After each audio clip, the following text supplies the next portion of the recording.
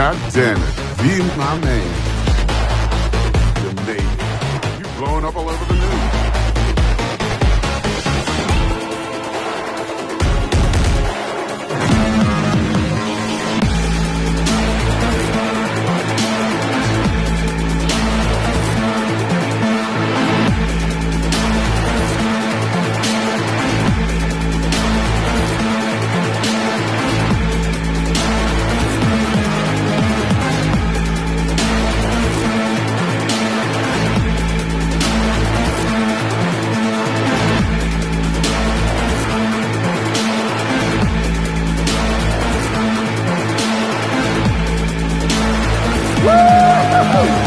That's what I'm talking about. All right, in and out.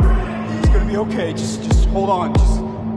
Hey, just think about all the good shit we're gonna have, huh?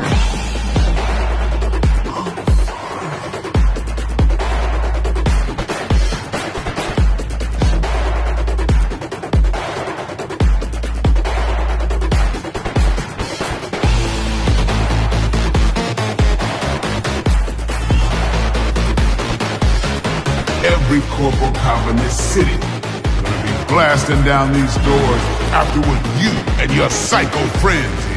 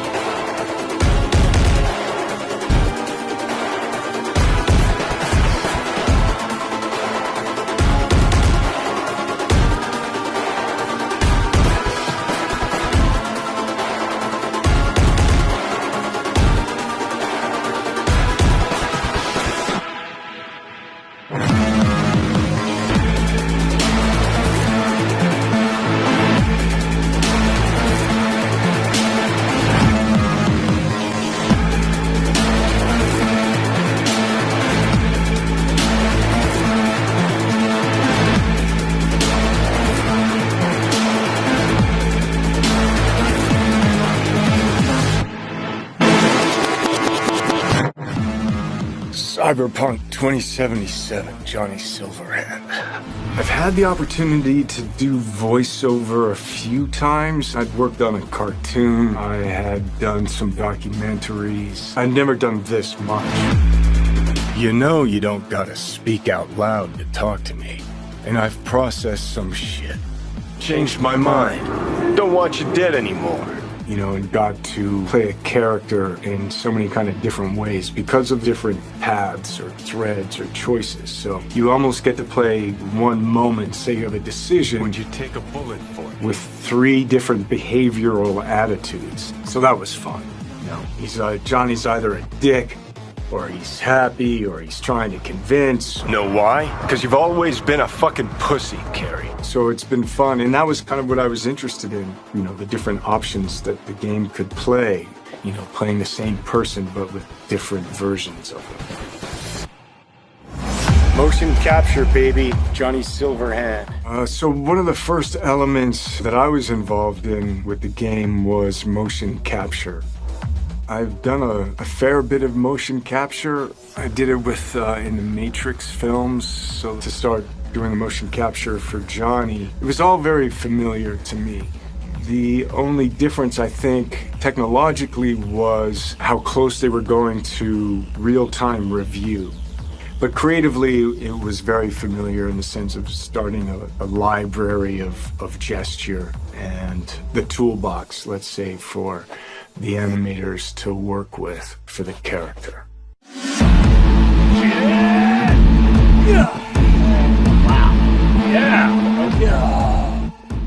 So you get to see Johnny as the rock star. You know, you hear about his military past, you know, and he's fighting for his survival.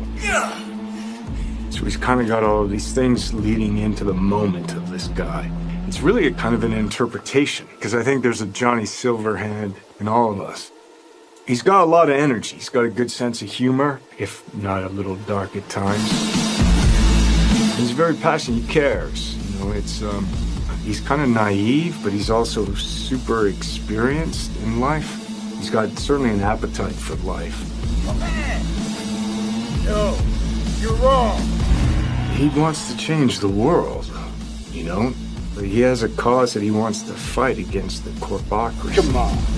Don't tell me you're not interested. He's kind of looking for a different kind of freedom. Corps have long controlled our lives, taken lots. And now they're after our souls. At least I believed in something bigger. At least I had a cause.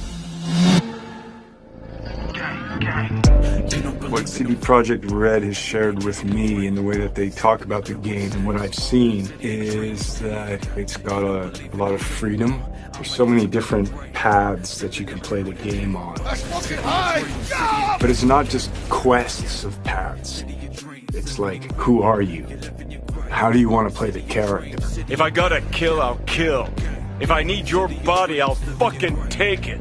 You can go into action, you can go into mystery, you can problem solve in different ways. And where you go in this world, there's so much detail, there's so many different things that you can go off into that are really interesting and fun.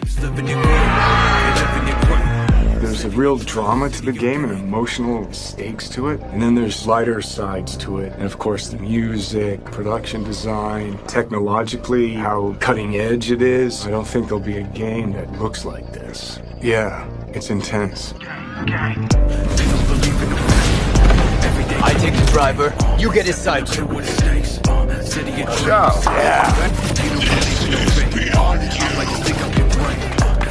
Bye-bye.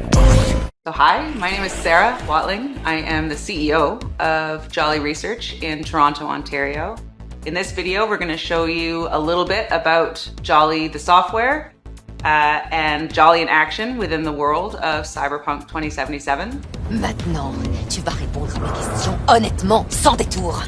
Rayfield's mine. Скажи заплатить 2 раза, заплатишь 2 раза! Jolly is a suite of tools and a suite of services that result in what we think is the coolest and best and highest quality facial performance on characters. Oh, is that supposed to sound familiar? It's automatically generated on a face based on audio dialogue, audio speech from a voice actor. Slow, deep breaths. Your cortisol and adrenaline spiked, but the soft activated your hormone blockers. Nothing happened. You're alive and well. What Jolly tries to do is it tries to get to the root of what is being expressed in the vocal performance and put that on a 3D character. That's Rogue. Best fixer in all of Night City. There is just an incredible amount of performance in this game. Sure. A procedural solution allows you to animate over and over and over again at tremendous scale. Jolly is what powers every single character in the game of Cyberpunk 2077 in all of the languages that the game has been localized for. Ahora escúchame bien. Este mierdas de Anthony Gilchrist. ¿Es tu contacto? Hat Infos zum Konvoi durchsickern lassen? All you're doing is changing an attribute. For example, speech style. If you wanted your character to shout instead of mumble, instead of issuing a set of commands that redo the animation, instead you click an attribute going from, in this case, mumble to shout. But you walk. You bleed, but you walk. You bleed, but you walk. You breed. If the lip sync is right, you don't notice. If the faces match and match the performance, you don't notice because you're too busy paying attention to how awesome the game is, how much you care about these characters, what you're going to do. And that's what we want. That to me is, that's the sizzle. Don't you know you owe the sheriff a word when you pay his town a visit? To tell him what's brought you here. Maybe even over a cup of coffee. This was probably the most stressful E3 of my life. And I don't know why, but I just couldn't deal with the pressure. I was actually a shadow of myself at this E3. Cyberpunk 2077, CD Projekt Red's first deviation from the Witcher universe, is an action-oriented, narrative-driven open-world RPG. Which is a mouthful. The game was announced in 2012 and officially revealed in a teaser trailer in 2013. But after that, there was nothing. After after the teaser, we kind of went dormant. There was silence for 4 or 5 years, which for me and for my community team was very hard because, people were very excited about the game. When we first announced the Cyberpunk, we had a certain vision of where we want to take it. The main difference between a pen and paper RPG and the PC game still to this date is that ultimately, while video games are nicer to look at, the freedom that you have in a pen and paper RPG is something that we have yet to achieve in any game, I would say. We can't just take what is the source material and just, all right, we'll make a video game around it, but we have to be smart about it. Being smart takes time and experimentation. Over the last 5 years, the Cyberpunk development team has been crafting an experience that they hope exceeds the expectations of fans of both the original franchise and of CD Projekt's previous output. The reason why you can't really go out and just show everything is because video game development is such an iterative process, right? What we have now might not be there tomorrow.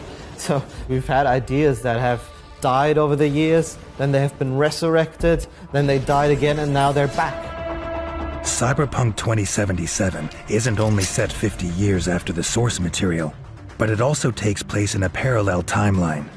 This gave the team the freedom to create a game that respected and referenced the source material, but also suited the shift to the video game medium. For example, it was vital that the player's character, V, be fully customizable. This was a real shift for a company associated with an incredibly iconic character like Geralt. For us, it's important to give players this freedom, to allow them to play themselves in our world and really immerse themselves. That is also part why we have the first-person perspective, right? Because you don't play as someone else, but you play as I.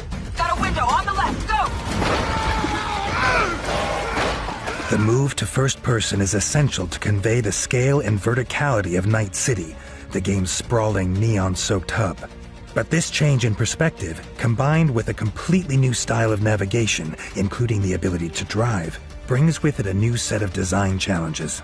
It's easy to make an open world that when you're on foot feels huge. But if you're in a car, it's 10 minutes. One feels like a huge world, the other like a not so huge world. And how do you balance that? How do you create the feeling of vastness? But those are the cool things when you challenge yourself to sort of push forward into new uncharted territory, right? And you try to find new solutions to these problems.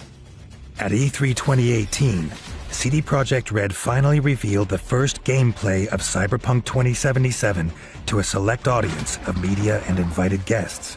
We were so nervous and anxious to learn what people will say about the game because the hype was unreal. Soon word spread that it was the must-see game of the show. The team left E3 with over 100 media awards. But for the community of PlayStation gamers who had waited so long to see the game in action, the words of the media weren't enough. They had to see it for themselves. 2 months later, their wish came true when all 48 minutes of the playthrough was made public. Their overall sentiment was amazing and the reception was great. So it was just very rejuvenating for us to basically see those reactions and we're just like, whew, okay, cool, we got it. Well done, Leslie, well done. Cyberpunk 2077 may no longer be the mystery it once was, but work on it is far from over. True to the promise made in 2013, it's still coming when it's ready.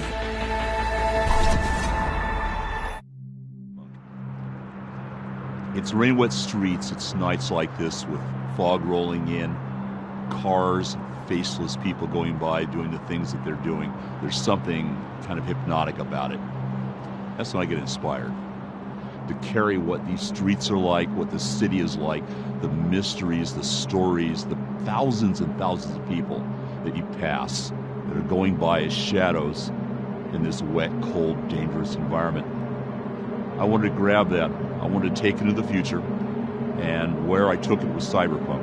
What I loved was the fact that it was a combination of dystopian society, a lot of technology, with this really great overlayer of almost film noir.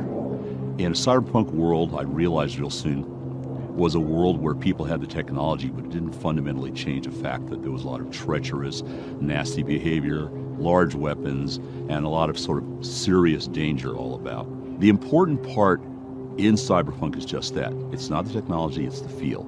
It's getting that dark, gritty, rain-wet street feeling, but at the same time getting that rock and roll, lost, and desperate and dangerous quality. Cyberpunk is about that interface between people and technology, but not in that transhumanist way where it's all about the technology changing or improving them. It's about how people use things.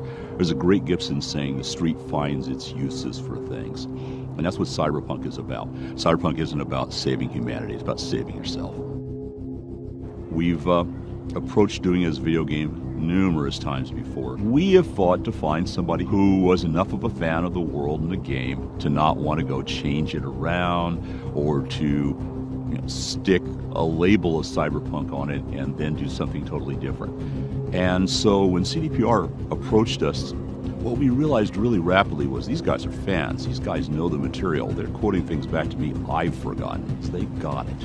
And that's an important thing. You have to be able to understand why this world exists. They're dragging my butt all the way over to Poland several times a year. We're excited because there is a really strong element of cross-pollination. There's a really strong element of cooperative building going on. And that's really great.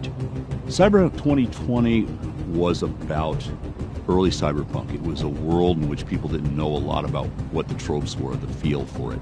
The great part about 2077 is that it's a mature form of that. We're basically able to progress a larger arc. You're going to get to see the outcomes of things that we started to talk about in the Fourth Corporate War. And we're going to be able to let players who've played the previous game to see how those progress, see where they go to, and how they'll shape them. We're looking at the same mucky, nasty Night City that you were in before, just a lot bigger and probably a lot more dangerous, and with a lot of players you don't know about yet. 2077 is about the cyberpunk you thought you knew, scaled up, bigger, badder, stranger. It's the visual component that the frozen pictures we would put in the books can't give you. It's the sound, it's the feel, it's the movement.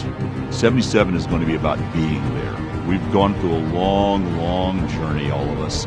Those of you who've been fans have been waiting for us to get the right game together at the right time, the right team.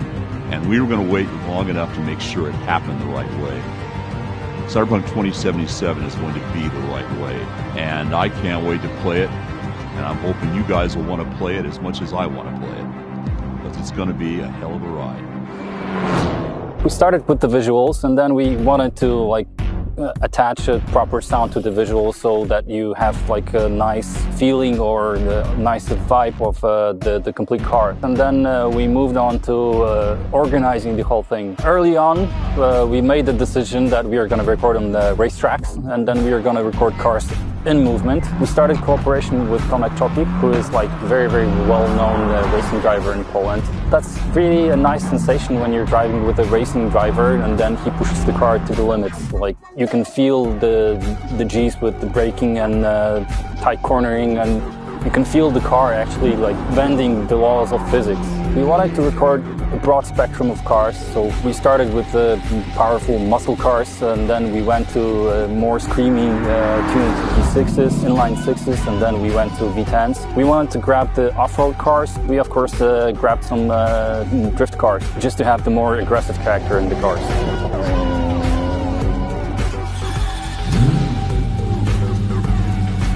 We had to assemble a sound group or a sound team that would make the placing of the mics process very, very fast, because we had plenty of cars to do in a short time span. We had the team of mechanics from a rally team, and they helped us immensely.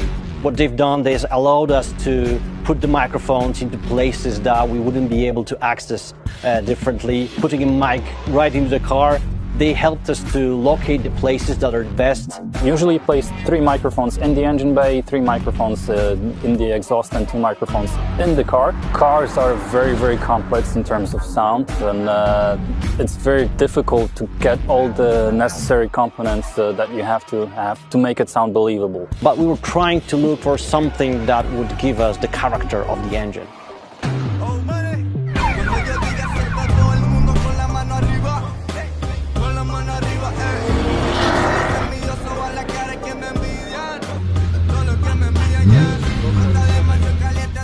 We wanted to use normal organic electric engine that you could actually have in the nowadays car. We didn't want the engines to be futuristic sci-fi-ish sounding. We want them much more organic, much more down to earth, something that would represent the combustion engine. And on top of that, we added small elements like the futuristic horns or like a futuristic UI of a car. It makes you feel like you are in a car of the future, and some car might talk to you, other car might have blips and bobs that will make you feel like you're in a futuristic vehicle.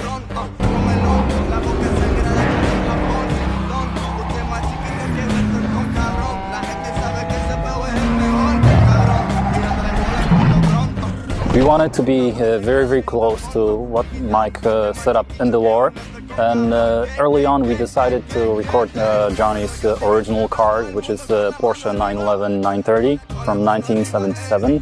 We recorded on dyno in control environment in a chamber. We could put Mike in very different places. Porsche 930 that we recorded is the only car really that will be really sounding like the real car in the real world.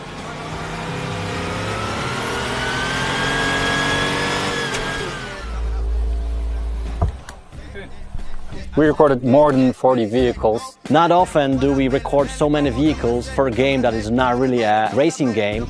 Truth being told, this was the hardest part in my sound career, and I'm very, very proud of what we achieved with the sound team. This was something that we didn't do before, so creating the designs, creating the technology behind how the sound behaves, that's the best thing actually I ever did in my sound career. Smell, the travel, journey, freedom. No, you know, it's not like deeper. Deep.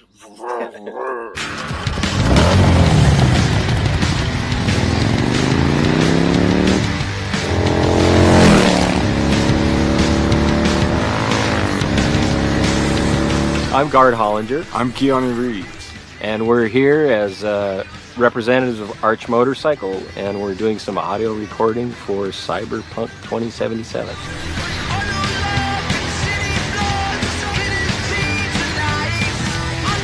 Arch Motorcycle is a custom production motorcycle company. What's unique about it is that the motorcycles are built on a production platform, but each one is designed to be able to be personalized for each customer.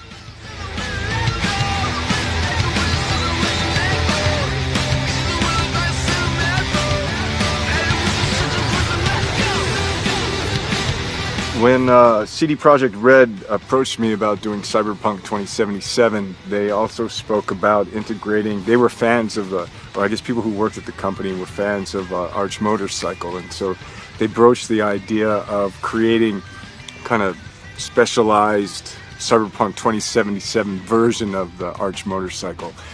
And I thought that was a very fine idea.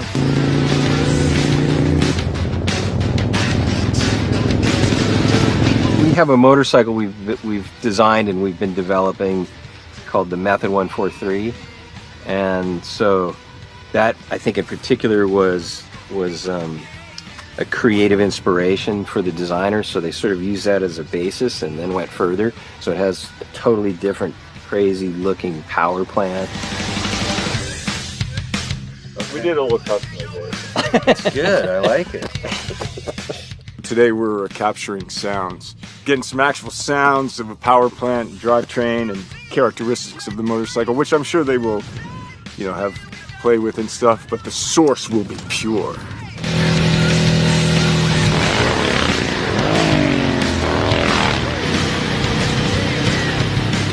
Has a sort of a racing engine in it compared to our production motorcycles. It has a dual exhaust system, and it sounds pretty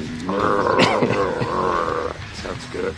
I could definitely blindfolded tell that that's the Method 143-ish sounding motorcycle, yeah.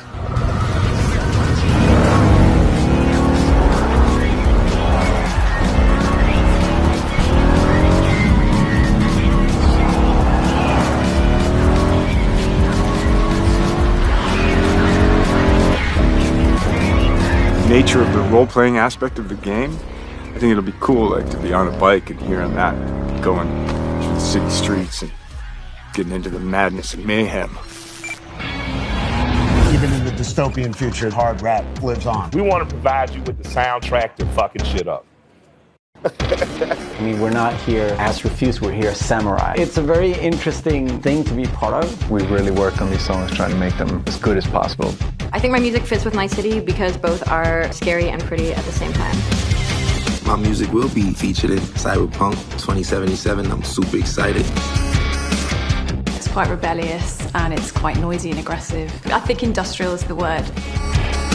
I can't wait to see how the two worlds actually meet. I mean, it's been a lot of fun playing these beats. It's very punk rock in the way in its approach. You're building these systems to make really rugged, rough, edgy music. Psychedelic, trippy, yet uplifting and engaging. And you can see a lot of kind of industrial stuff and revolution happening. Sort of mixing punk music and like what electronic music could be in the future.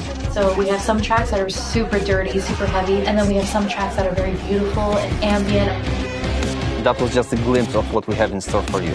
See you in Night City.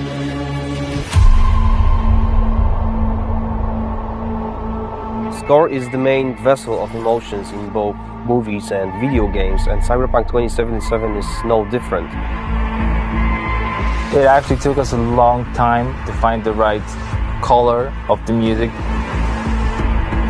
Getting that sound together is almost as important as the actual look of the game itself, because the music is really helping you feel this emotional connection to the game.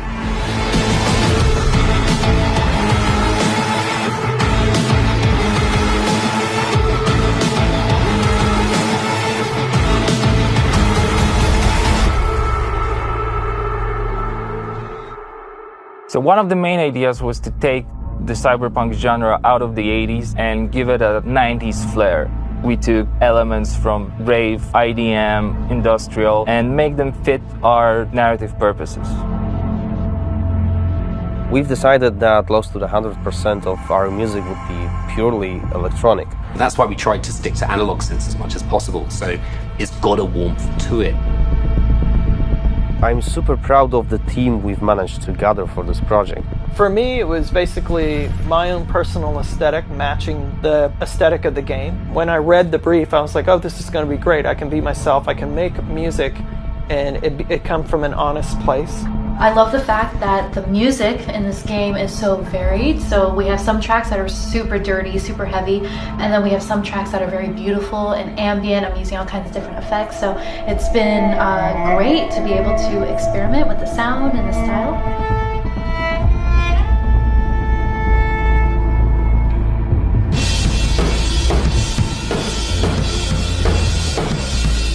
It's my first time actually doing any drum tracking for a video game. It's been really exciting. It's been a lot of fun. It's all about making you feel like a perfect killing machine, because that's what you are basically. Well, I can do that all day long, so you'll just have to tell me what you like and what you don't like. Cool, okay. It's not going to sound like one thing, depending on what part of the city you're in. We basically scored every quest pretty much with custom assets created specifically for that quest. We ended up having over 7.5 hours of music in Cyberpunk. Working on Cyberpunk has just been insane. I can seriously say that I've never worked with such a bunch of mad people in my life, and mad brilliant.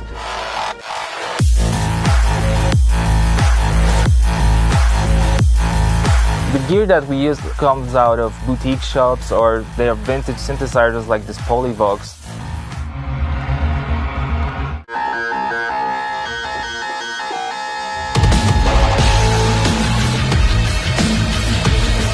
I really hope all this effort put into creating this score pays off with satisfying and enjoyable listening and gaming experience.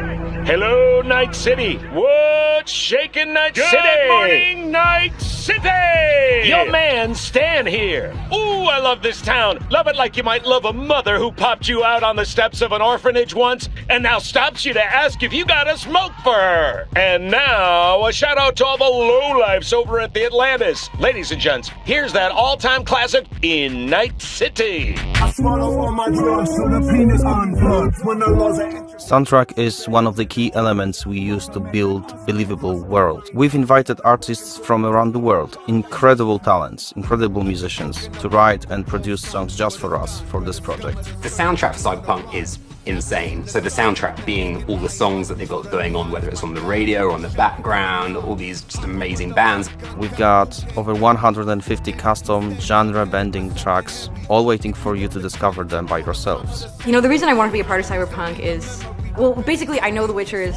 super sick, and then I actually got to play a preview of the game, which was fucking incredible. I've always wanted to do something connected to a video game, so I was pretty excited when this came in, and it was like an instant yes. I was kind of imagining what it would be like being a character in that game. The person that's a musician in this world and this time has grew up in that space. This isn't just some fun shit, there's also an intellectual and spiritual history to this world that's been constructed for you, you know? We want to provide you with the soundtrack to fucking shit up. Like, how can you not want to be a part of that?